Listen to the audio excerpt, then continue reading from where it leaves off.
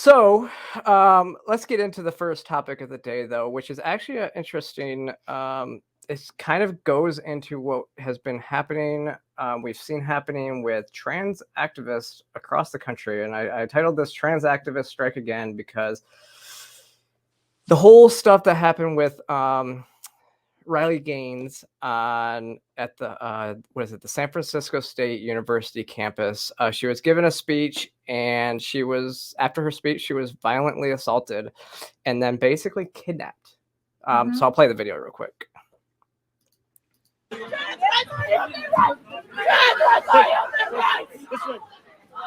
Yeah, you fucking trans bitch. I fucking see it. It's just me. I'm good. I'm good.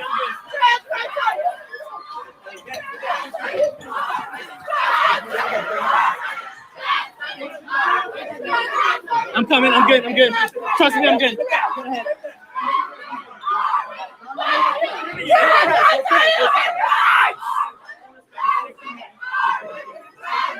Trans rights are human rights. You crying? You fucking crying, bitch. Fuck you. Fuck you.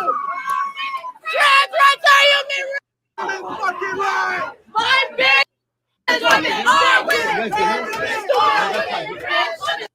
All right, enough of that. That is that's just. I mean, it's vile. It's pretty shocking to see that. There aren't any, and this was your piece, there aren't any trans people in that video. No, exactly. Like you watch the video and you're like, wait a second. I mean, I don't see like maybe one that identifies as trans, but none actually look like what you would think. And leftists, and the leftist trans people, they want you to know they're trans. You know? Yeah, they want you to know everything about them so that you can put them in a box and not ever question them about anything. No, that's exactly right. They don't want to be individuals. They just want to be part of whatever collective, you know? Yeah, you know, and it's really interesting because I think that was the whole point behind my piece was, and I'll pull this up real quick. Yeah, it was a really strong piece. So the whole point is that, yeah, you see, I haven't paid my $5 yet. But maybe since I'm working there, I can get it for free. Right? I'm hoping for that too myself. But that was the whole thing, is that the left has been pushing, they've co-opted the trans community, and they are pushing the narrative, and it ties in again with CRT and queer theory, where you don't, except for with CRT, they had to get Black people to get on board with pushing their agenda. With queer theory, you just have to self-identify into this category, destroy the name of trans people, and then when you've destroyed the name and nobody wants to listen to you anymore, then you just choose a new identity. Yeah, I feel like this whole trans activist mob thing is going to go very badly for trans people who are just trying to like go about their lives and exist. And instead what's going to happen is they're going to be cordoned off. You know, people are going to be made to believe that they're all violent activists and what have you. And the same kind of thing happened with the BLM riots, which you noted, and the protests. And I remember seeing an Instagram post from, I forget who it was, but it was a throwback Instagram post, and it was basically like the time me and my girlfriend ran into a BLM protest and there were no Black people at all. Yeah. And it reminded me of stuff I saw in Brooklyn, and it was just a whole bunch of white people, you know, like at these protests, and there were no Black people, and it's like, who are you guys protesting for? You know, what are you doing? Well, and it's obvious that they're not protesting for trans people, because if you are trans and you speak out, they shut you down. Like I noted in there, I've had 3 events where Antifa has tried to shut my events down. And the last one, they actually shut the venue down. They got the venue to shut down after we kept it quiet for months, and it actually got leaked the day before, and then they canceled the day before.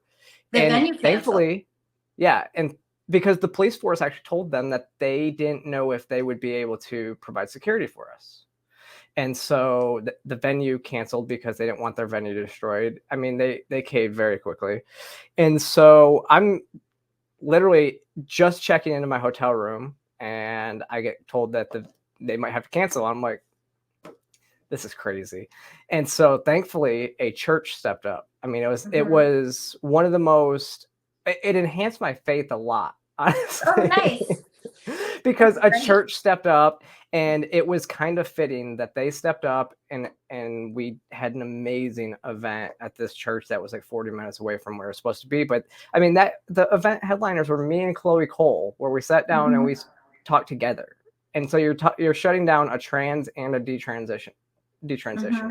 And so it doesn't make any sense that they, it's the whole movement is wrong. And you're right. It's starting to happen. I mean, we see the narrative online, and it's how much backlash any trans person gets. Even I get, just because we're starting to see people say that just by being trans, you are pushing the ideology, which is categorically false. Well, the thing too that everyone forgets is before this whole movement. So I was in theater, I was involved in the arts community. There have always been, as long as I've been involved, there's been like gay people, lesbians, trans people, what have you. And it was never any kind of issue. If you're in like a theater space or whatever, and a trans person is using the women's bathroom, no woman cares at all. It's like there's never an issue. The issue, I think, is when you have these like huge guys with beards wearing dresses, walking into the women's room being like, I'm a woman now. And you're like, actually, that's kind of scary. You're actually being kind of scary, and that's just not the same kind of, nobody cared before. And now everything seems kind of scary. And part of that, I think, is that the trans activist movement is actively trying to shut down women. They say that advocating for women's rights is transphobic.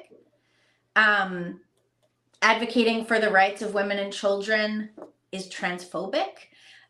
Saying that children should grow up whole without being medicalized in service to gender ideology is transphobic. This is all what's said, and it doesn't make any sense. It just doesn't make any sense. But we watch it happen. Like you see the people in that video going after Riley Gaines, screaming horrible things at her. I actually described I was talking to my mom yesterday, and my mom is very progressive.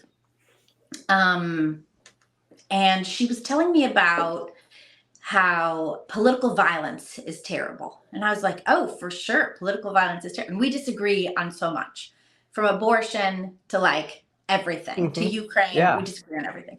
So borders, I mean, like, you name it.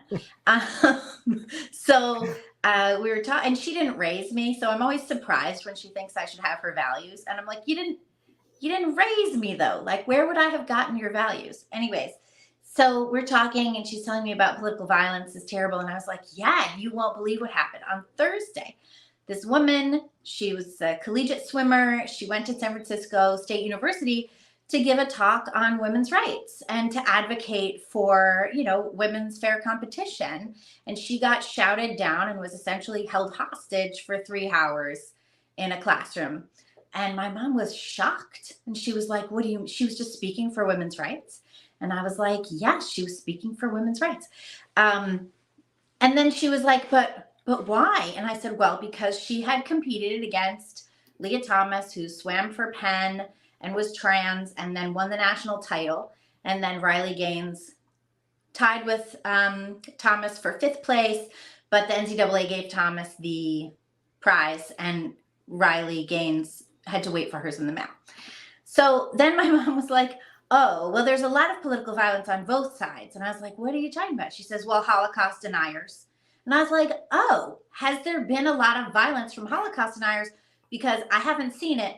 And we would definitely cover that at the Post-Millennial. We would definitely 100% cover violence from Holocaust deniers. We are pro-Jew. Like, we're like, we would cover this. And she was like, well, I haven't seen any. And I was like, so so what are you talking about? You know, and she was just making it up. She was just Yeah. making it up. And I was like, oh, okay then. Well then, I'm not going to go looking for that story because you fabricated literally fake news, Mom. But yeah, I mean, it's so bizarre how like no one can just like look at facts and be like, okay, these are the Yeah. facts we're looking at. You know, what do we do Yeah. now? Yeah. But you're right. I do feel, and maybe it's the same way, that in this, I've said this time and time again. I think that, you know, the internet's not real. And it was clear to me even last week as me and Ariel, we went to the backwoods of Georgia. We went to North Georgia. We went to this bar in the small town of Georgia, like, and it was like all lesbians working there. That's awesome. Ariel asked, she's like, is this a lesbian owned bar? I mean, this is like a one horse town, like not even a stoplight in the town. And they were like, no. And she's like, just a lot of work here. She's like, yeah. And the girl was like, yeah. She goes, we're a pretty progressive town. And I'm like, oh. But I was like, but you Where's gotta all remember, the conservative lesbians? but you have to remember, in that part of town, progressive means that they're accepting of LGBT people. Right. You know, it doesn't mean like progressive as we use the word. It's like, Right. It it's a doesn't little mean bit they're different. coming for your guns. Yeah. But and then it was you talked about the bathroom. It was kind of funny. I mean, me and Ariel went into this bathroom, and these older ladies, we were washing our hands, and Ariel strikes up a conversation. This lady is like they were from Florida, and Ariel was like, oh, MAGA country, and they were like, they got in this whole kick about how they love Trump and everything like that. I'm like, Oh wow. yeah, and they don't say it, and they didn't care that I was in their bathroom, so it was one of those things. Like, it's just what we see on Twitter is not real, you know? Yeah, I mean, it's real to a certain extent for sure because we all exist online. I was looking at this recently because, you know, Zaya Wade, Dwayne Wade's trans child, Yes. who is now doing a whole modeling career. And like stepped out on the runway at 15, and it's, you know, this whole affirming thing. Even though like 20 years ago, there was a campaign in the fashion industry to end teen models, to not have teen models anymore because it was so dangerous for their body image. And now it's like a bonus for the body image of a trans 15-year-old, but still not okay for 15-year-old females to do it. Yeah. So that's weird too. But separately from that, Zaya Wade gave an interview and was talking about how important it is for LGBT youth to have access to social media so that they can like be affirmed online and find access to people who share their identity. In the recent Witch Trials of J.K. Rowling podcast from the Free Press, there was an interview with a trans teenager who was born female and then was saying that what was really important was finding a community online. And on the podcast, the trans teenager was saying that he discovered his identity online, that you know, just felt weird, and then it turned out that they were trans, and this was an online discovery. And so Twitter and social media certainly is the real world in a lot of ways because it can really push you in one direction of reality or the other. Well, I actually would say that that's why it's not the real world. Oh, it's because you get brainwashed into thinking that something's different, that it's not. Like, that's the whole thing. You know, that's part of Chloe Cole's story as well. It was Instagram, and she was seeing these models that she never thought that she could live up to, and so she was having body issues. And then she goes, well, and she liked boy things, and so she clinged, and then she saw trans men and clung to that idea, and that's what led her down the path that it was. And so I think social media is a detriment. And it's like, when I absolutely believe in the theory, like when I'm, you know, depressed or anything like that, it's get outside, but these kids aren't actually getting outside and touching grass. So they're consumed by their world online. Like, it is, their world is becoming virtual, and they will have no issues going into the pod. Yeah, they are. The educational system does its best to make sure that they are manageable cogs in the algorithm. Yeah. Well, and and that segues into what I was going to go back to Riley Gaines' situation, because we have a problem with the media and how they report these things. I mean, we saw it with the trans shooter, how they basically almost victim blamed, or at least covered for the shooter. But then even in the Riley Gaines stuff, I mean, have you seen these headlines? Let's see. Trans rights protestors fill Riley Gaines state event. Probably the worst one. Anti-Leah Thomas activists escorted by police amid protests. Yeah, I mean, Riley Gaines is not an anti-Leah Thomas activist. She's a pro-women's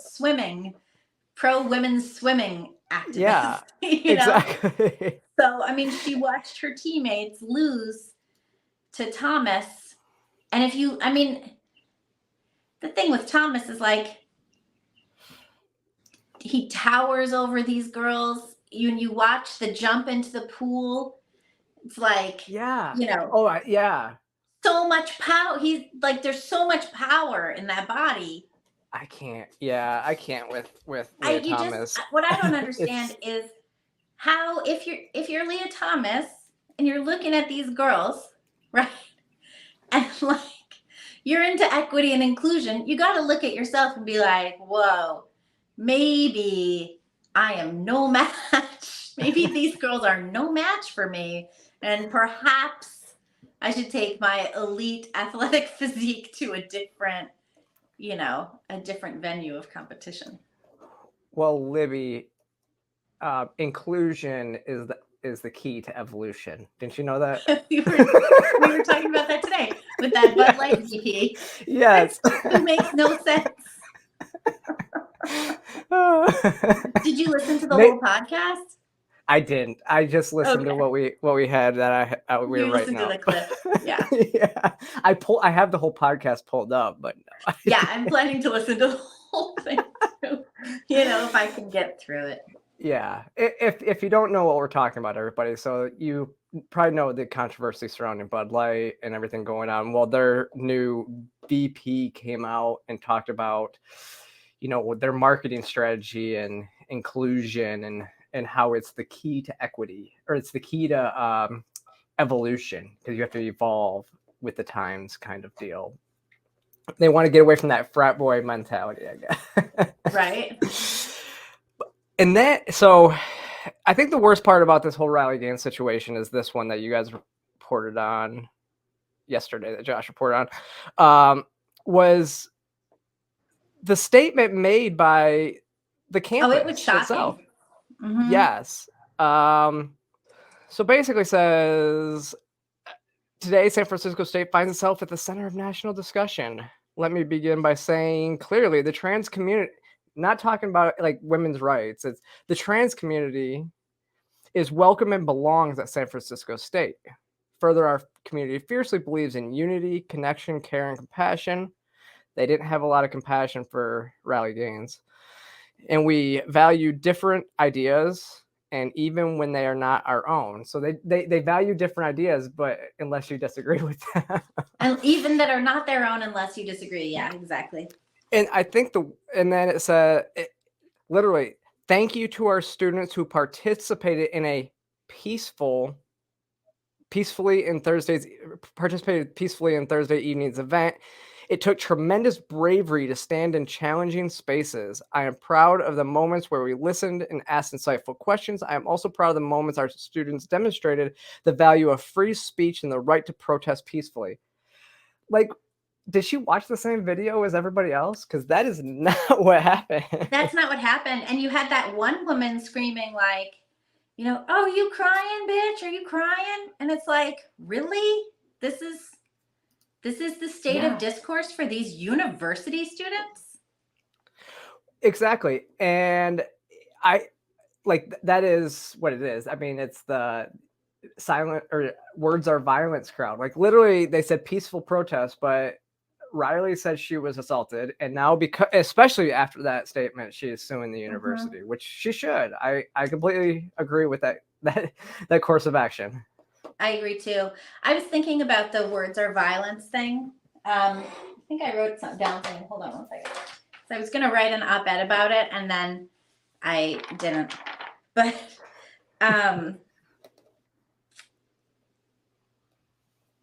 yeah, the rhetoric that claims that bills protecting women and girls are an attack on trans persons, using the lie of trans genocide, it gives cover and makes space for people who would be violent and retaliate with actual physical violence. You know, because if you say this is violence, then that, you know, a person can use that to justify violence.